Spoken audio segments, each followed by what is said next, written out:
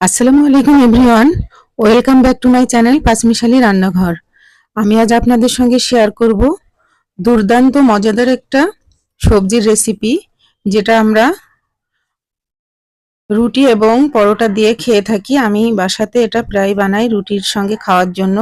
রুটি পরোটা দিয়ে এটা খুব ভালো যায়, তো সেটাই আপনাদের সঙ্গে শেয়ার করব। চলেন বন্ধুরা, এখানে আমি কিছু কচুরমুখী নিয়ে নিয়েছি, তারপরে হচ্ছে পেঁপে, আর এখানে মুসুরি ডাল নিয়েছি। আর আমি এর মধ্যে কাঁচকলাও দিয়ে থাকি, যেহেতু আজকে কাঁচকলা নেই তো ওটা স্কিপ করলাম। এখন আমি একটা কড়াইয়ে পানি গরম বসিয়ে দিয়েছি, তার মধ্যে প্রথমে 1 চা চামচ হলুদ গুঁড়া, 1 চা চামচ লবণ, কাঁচামরিচ, বেশ খানিকটা পেঁয়াজ কুচি দিয়ে সবজি এবং ডালগুলো এর মধ্যে দিয়ে আমি প্রথমে এটাকে সুন্দর মতো বয়েল করে নিব। এটা ভালো করে কুক করে নিতে হবে একদম, মানে সবজিটা সুন্দর সিদ্ধ হয়ে যাবে কিন্তু একদম গলে যাবে না। ভালো করে একটু নেড়েচেড়ে মিশিয়ে এখন এটাকে ঢাকা দিয়ে রান্না করব। কিছুক্ষণ পর ঢাকনাটা তুলে একটু নেড়েচেড়ে দিব। এখনো আমার সবজিটা পুরোপুরি সিদ্ধ হয়নি, আবার ঢাকা দিয়ে আরো একটু কুক করে নিব। তো আমার এ পর্যায়ে পুরা সবজিগুলা ডালটা সুন্দর গলে গেছে, একদম সবজিটাও সিদ্ধ হয়ে গেছে। এখন আমি এটাকে একটু ঢাকা দিয়ে দমে রাখবো।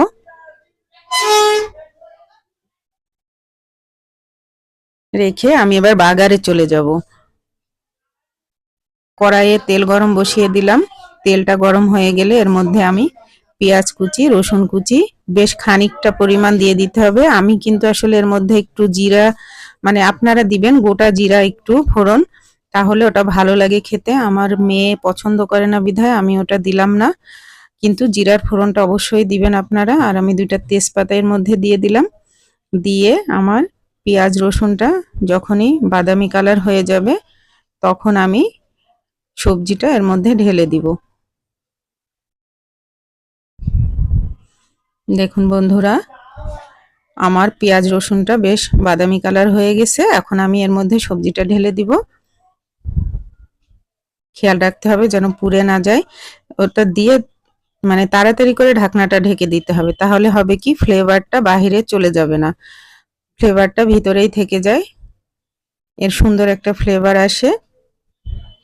তো এখন একটু নেড়ে চেড়ে মিশিয়ে আমার একটু চেখে দেখলাম একটু লবণ কম হয়েছে, আবার লবণ অ্যাড করে দিলাম।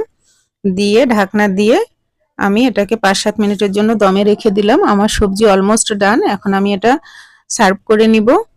দেখুন বন্ধুরা, দেখতে কতটা ইয়ামি হয়েছে, খেতেও কিন্তু অনেক মজা হয়েছে। আপনারা এভাবে ট্রাই করবেন।